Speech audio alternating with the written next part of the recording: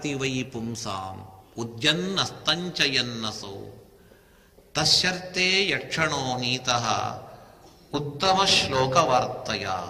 ప్రతి మనిషి తన జీవనాన్ని వ్యర్థపరుస్తున్నాడట.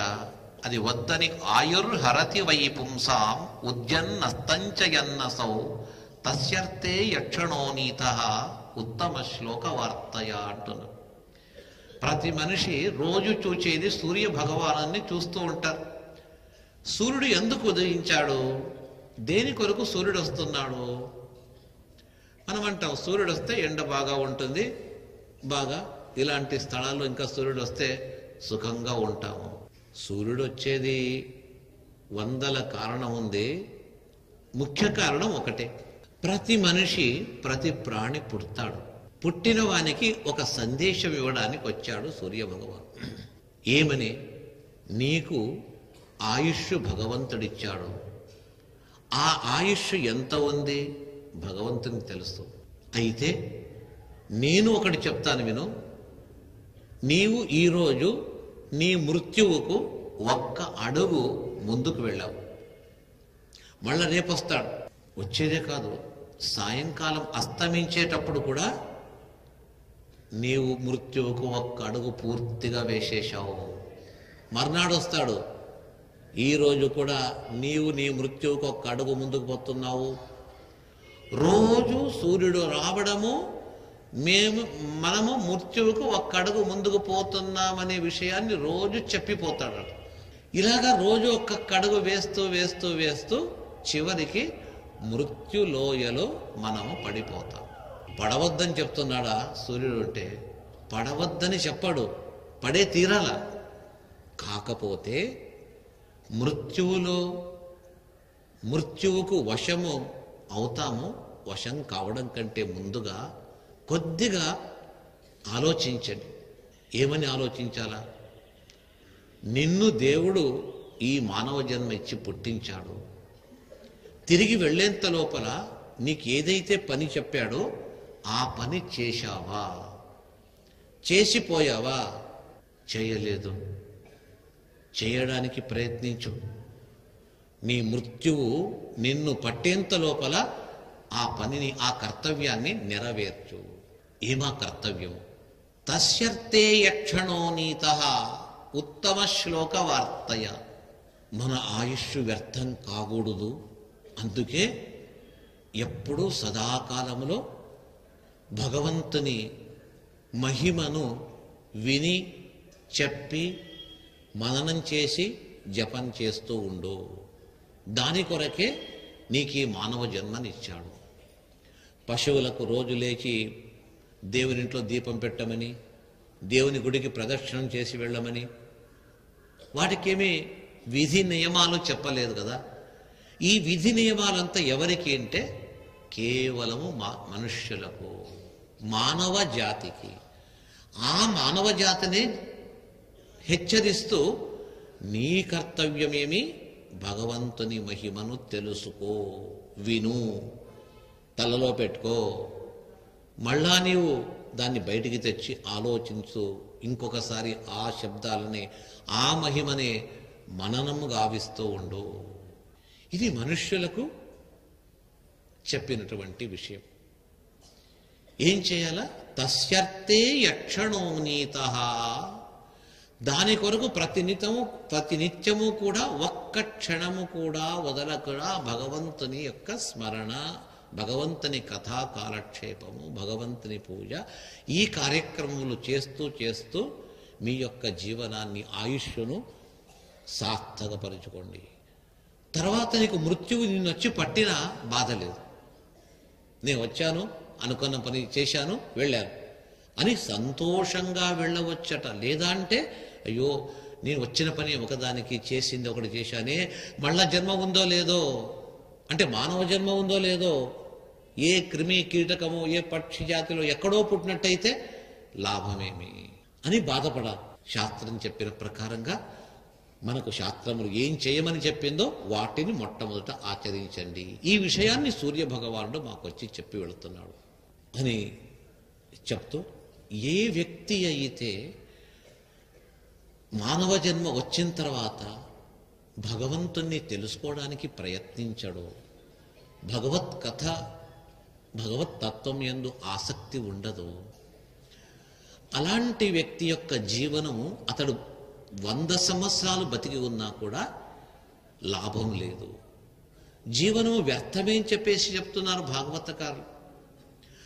హనుమంతుడు ఒక సందర్భంలో ఇదే మాట చెప్తాడు. భాగవతం చెప్పిన అంశాన్ని శ్రీరామచంద్రునితో హనుమంతుడు మాట్లాడుతూ, ఎవడయ్యా ఉత్తమ జీవి? ఒక సభలో శ్రీరామచంద్రుడు అందరితో మాట్లాడుతూ, ఉత్తమ జీవి ఎవరు, ఏ జీవి యొక్క జీవనం ఉత్తమం అవుతుంది అనేటప్పుడు హనుమంతుడు చెప్తాడు, నేను చెప్తాను స్వామి, ఎవని జీవనం ఉత్తమం ఉంటే యస్తే కథా సేవక ఏవ సర్వదా సదా రతిత్వయ్యచలైక భక్తి. ఏ వ్యక్తి అయితే భగవంతుని కథా కాలక్షేపము అతని మహిమను ప్రతినిత్యము విని విని విని తరిస్తాడో ఆ వ్యక్తికి ఉన్నంత భగవద్ అనుగ్రహం వేరే వారికి లేదు. అది లేకుండా జీవించినట్టయితే అతని జీవనం అది జీవనం కాదు అని భగవత్ కథను వినేవానికి ఉన్నటువంటి మహత్వం ఏమి అని చెప్పేసి హనుమంతుడు తాను చెప్తున్నాడు. నాకు అలాంటి జీవనమే ఇవ్వు. భగవంతుని సదాకాలంలో ఉపాసించే ఒక యోగ్యత, ఉపాసించే ఒక మంచి సదవకాశము నాకు కల్పించు అని అడుగుతున్నాడు. అలాంటి వ్యక్తి అతని జీవనము సుజీవనము అని చెప్పేసి చెప్తూ, ఇక తర్వాత పరీక్షితుడు శుక మహర్షి చక్కటి భగవత్తత్వాలను బోధిస్తూ, నీవు అడిగిన దానికి, నీవు ప్రశ్నించిన దానికి ఆ భగవత్ కథను నీకు చెప్తాను, భగవంతుని మహిమను చెప్తాను అని మొట్టమొదట పరీక్షిత్ మహారాజుకు చెప్పేటప్పుడు శుక మహర్షి ఉపదేశిస్తున్నాడు. నమః పరస్మై పురుషాయ భూయసే సదుద్భవస్థాన నిరోధ లీలయ. భగవంతుని ఉపాసించేటప్పుడు ముఖ్యంగా కొన్ని అతని గుణాలను మనం ఉపాసించండి. అంటే పూజకు, దేవుని అర్చన పూజ చేసేటప్పుడు చెప్పే మంత్రాలు, చేసే సాధనం ఒకటి, జపించేటప్పుడు చేయవలసింది ఒకటి.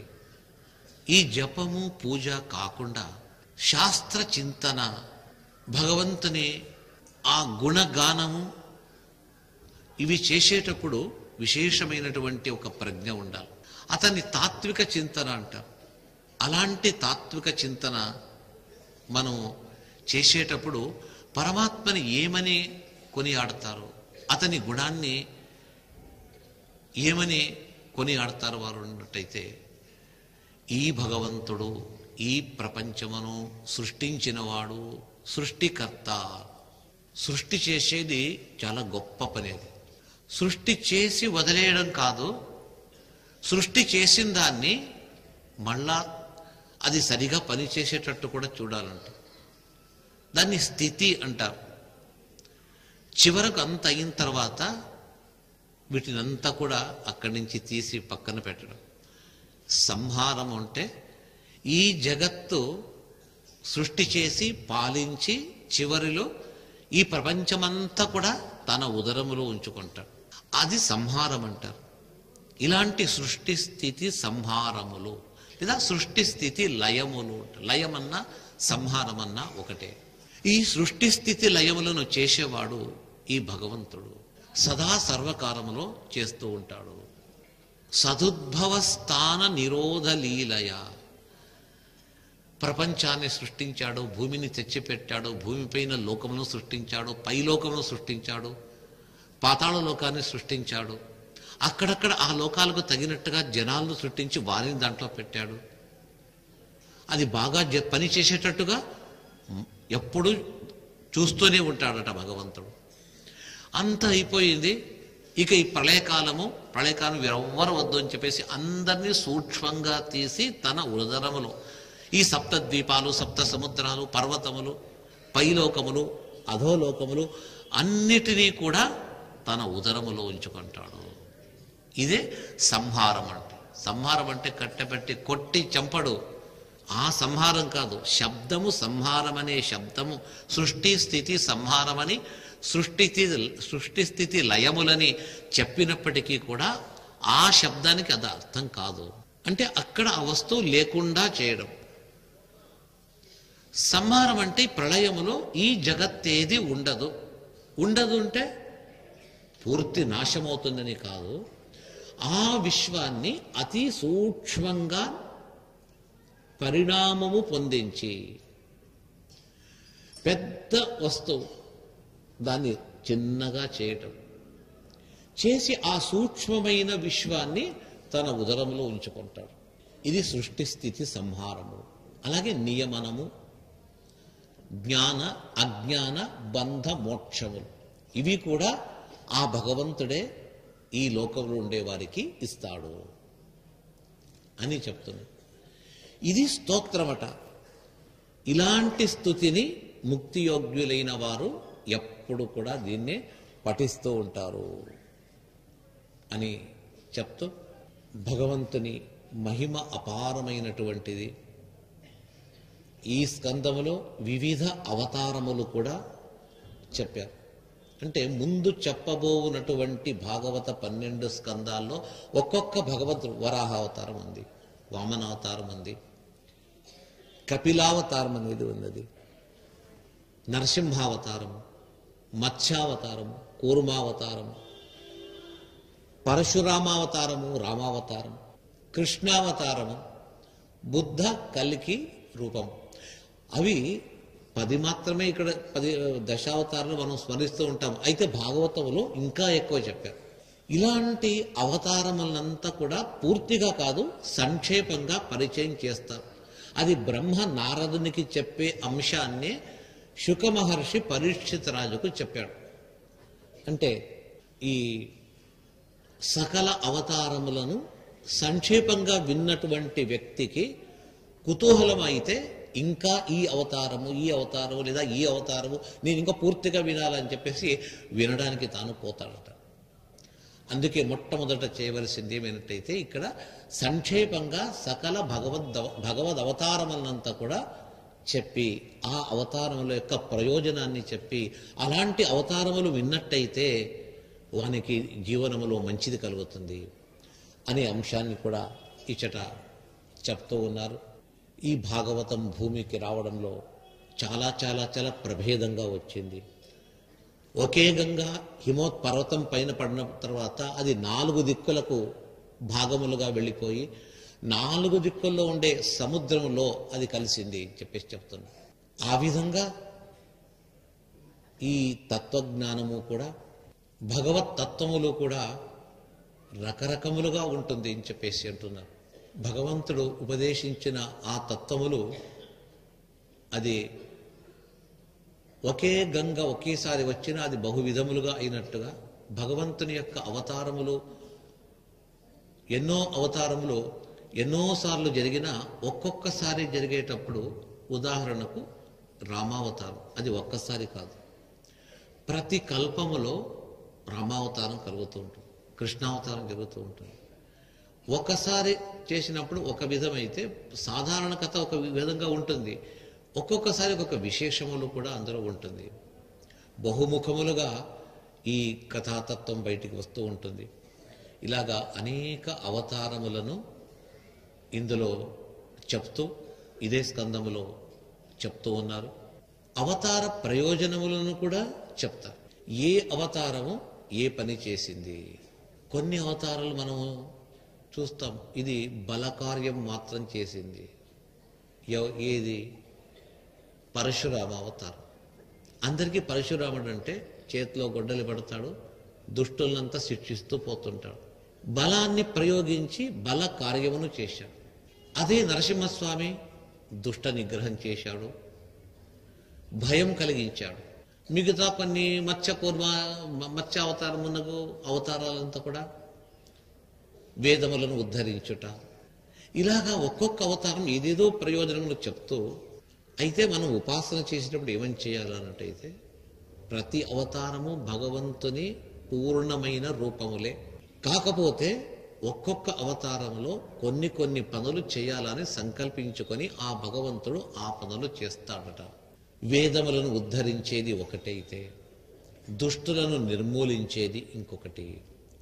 ఇంకొక అవతారము మానవ జాతికి ఒక విశేషమైన ఆదర్శాన్ని చూపాలని ఒక అవతారం అయితే, ఇంకొక అవతారము తత్వజ్ఞానంను మాత్రమే ఇస్తూ ఎవరు తత్వజ్ఞానం కావాలనుకుంటారో, ఎవరికి దాహమైందో ఆకలైందో వాళ్ళు రాండి మా దగ్గరికి పిలిచినట్టుగా తత్వజ్ఞానం అనే ఒక ఆకలి ఉన్నటువంటి వ్యక్తులు ఇక్కడ రండి అని ఆ భగవంతుడు ఆ అవతారంలో తత్వజ్ఞానాన్ని నిర్మించి ఇవ్వడము. ఇలాగా బహువిధములైనటువంటి పనులను అనేక అవతారములు కలిసి చేసింది అని అవతార స్వరూపాన్ని కూడా ఇక్కడ చెప్తూ వచ్చారు. ఇదే భాగవతము బహురూపములుగా భూలోకానికి ఆగమించింది. బహురూపములు మొట్టమొదట 4 శ్లోకముల్లో ఈ భాగవతం ఉండిందట. 4 శ్లోకములో రచించారు. అది శ్రీమన్నారాయణుడు తన కుమారుడైన బ్రహ్మకు చెప్పాడు. బ్రహ్మ శేష స్వామి అని చెప్పేసి భగవంతుని సర్వకాలముల్లో సేవించినటువంటి శేషమూర్తి అని పేరు. అయితే మనం ఆదిశేషుడు అంటాం. శేషశయనుడు భగవంతుడు, భగవంతుణ్ణి సేవ చేసేవాడు ఆ శేషుడు. ఆ శేషావతారములో విశేషంగా ప్రజ్ఞను బాగా పెంచుకోవాలా, తత్వజ్ఞానాన్ని పెంచుకోవాలా అని ఆశయం ఉంటే బ్రహ్మ ఆ శేషునికి ఉపదేశం చేశాడు. ఆ శేషుడు సమగ్రమైనటువంటి భాగవతాది శాస్త్రములు విని తన శిష్యవర్గమునకు వారందరికీ కూడా ఉపదేశిస్తాడు. అలాగ ఉపదేశించేటప్పుడు మైత్రేయ మహర్షులు, బృహస్పతి, సాంఖ్యాయనుల వారు వాళ్ళు కూడా ఉపదేశాన్ని స్వీకరిస్తారు. ఇంకొక చోట మహావిష్ణువు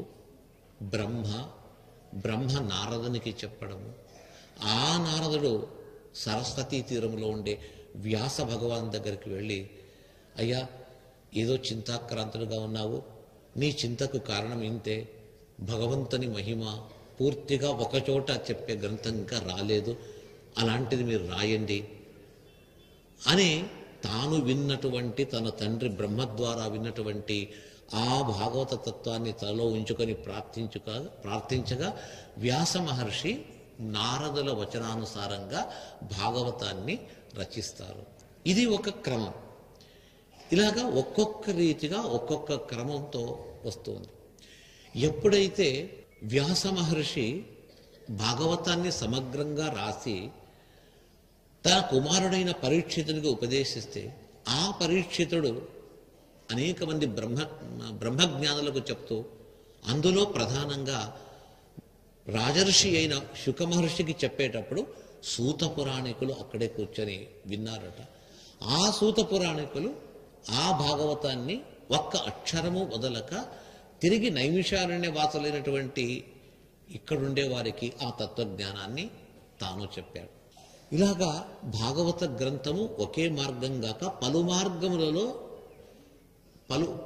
మార్గములో ఉండే జ్ఞానుల ముఖార విందం నుంచి ఈ భాగవత తత్వం బయటికి వచ్చింది అని 2వ స్కందములో భాగవతం యొక్క ఆగతి అంటే ఎలాగా వచ్చింది ఆ ప్రకరణాన్ని దీంట్లో చాలా బాగా తెలిపారు అని చెప్తూ, ఇదే విధంగా ముందు స్కందాల్లో కూడా తృతీయ స్కందము, చతుర్థ స్కందముల్లో కూడా మన్వంతర అధిపతులు, మన్వంతరములో అధిపతుల్లోకి వారి జన్మ, వారి వంశము ఇవంతా కూడా చెప్తూ వరాహాది అవతారములను చెప్తూ, అలాగే చతుర్థ స్కందములో ప్రియవ్రత మహారాజు, ఉత్తానపాద మహారాజు, అతని సంతానము ధ్రువుడు మున్నగు వారిని చెప్తూ, ఇంకా మిగిలిన అంశములంతా కూడా ఇతర అవతారములు భగవంతుని 5వ స్కందములో, అందులో భూగోళ ఖగోళ వర్ణనము, పర్వతముల నదుల వర్ణనము చేస్తూ 6వ స్కందములో 6వ స్కందములో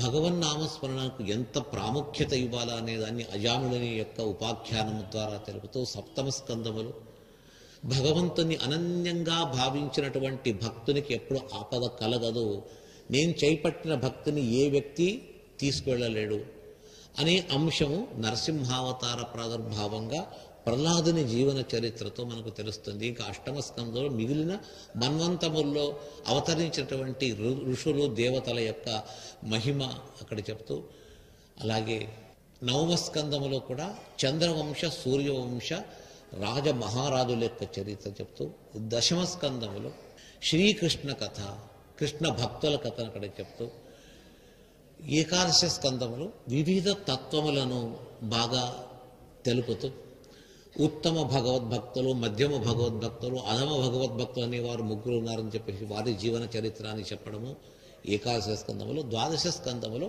భవిష్య కాలం ఎలా ఉంటుంది, ఏ కాలంలో ఏ ఆపద ఏ సుఖము ఇలా సంభవిస్తుంది, ఇక జనాలు ఏ విధంగా ఉంటారో, జనాల యొక్క పుణ్యపాపములు ఏ విధంగా అభివృద్ధి అవుతూ ఉంటుంది, దీనంతా కూడా 12వ స్కందములో చెప్పి దాన్ని సమాప్తి చేస్తూ తమ శిష్యుడైన పరీక్షితునకు మళ్ళొకసారి బోధించి, నీవు సుఖంగా ఉండు, తక్షకుడు వచ్చినా ఏం చేస్తాడు, నీ దేహం పైన ఒక కాటు వేస్తాడు, ప్రాణం పోతుంది, అంతకంటే ఏం కాదు.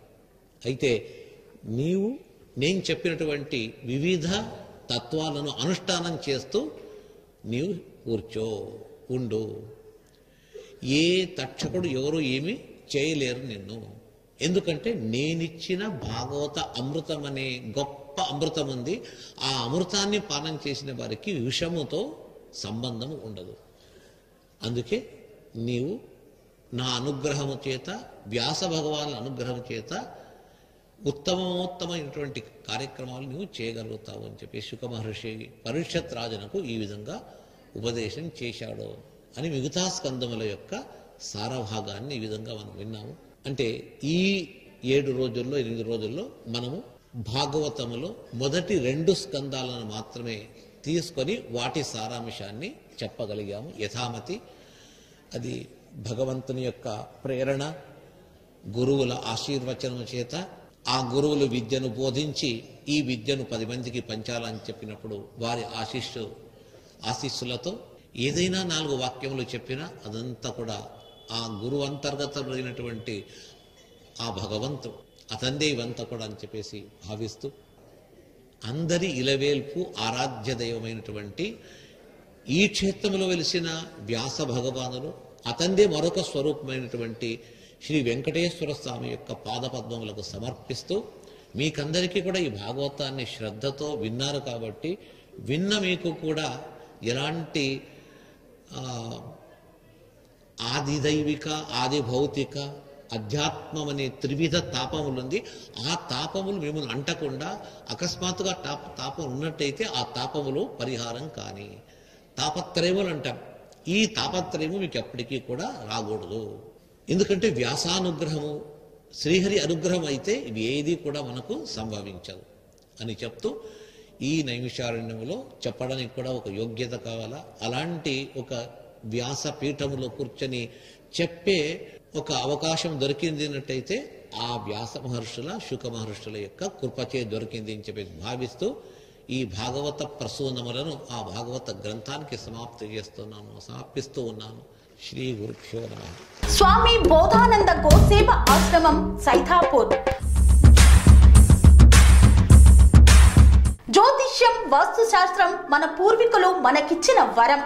దుర్గాదేవి, కాలభైరవ ఉపాసనతో వాక్సిద్ధి పొందిన శ్రీ శ్రీ బోధానందగిరి స్వామివారు మీకు ఎలాంటి సమస్యలున్నా, వాటిలో ముఖ్యంగా ధన నష్టం, ఆరోగ్య నష్టం, భార్యాభర్తల మధ్య గొడవలు, ప్రేమించుకున్న వారు దూరం అవడం, ఎన్ని సంబంధాలు వచ్చినా పెళ్లి ముడి పడకపోవడం, రోడ్డు ప్రమాదాలు, అప్పుల బాధలు, వ్యవసాయంలో నష్టాలు, పెద్దల మాట పిల్లలు వినకపోవడం, ఆరోగ్య శాంతి, గృహశాంతి, మనశ్శాంతి లేకపోవడం, ఇలాంటి సమస్యలు ఉన్నట్లయితే ఒక్కసారి స్వామీజీని కలవండి. మీ సమస్యలకు తగిన పరిష్కారాన్ని పొందండి. అంతేకాక అన్ని రకాల వ్యాధులకు గోపంచకవ్య మరియు మూలికా వైద్యం చేయబడును. నమ్మకంతో రండి, ఆయురారోగ్యాలతో వర్ధిల్లండి. మా అడ్రస్ స్వామి బోధానంద గోసేవ ఆశ్రమం, సైతాపూర్, వీరభద్రస్వామి గుడి దగ్గర, యాదగిరిగుట్ట. సంప్రదించవలసిన నెంబర్ 9849213754 మరియు 9618034138.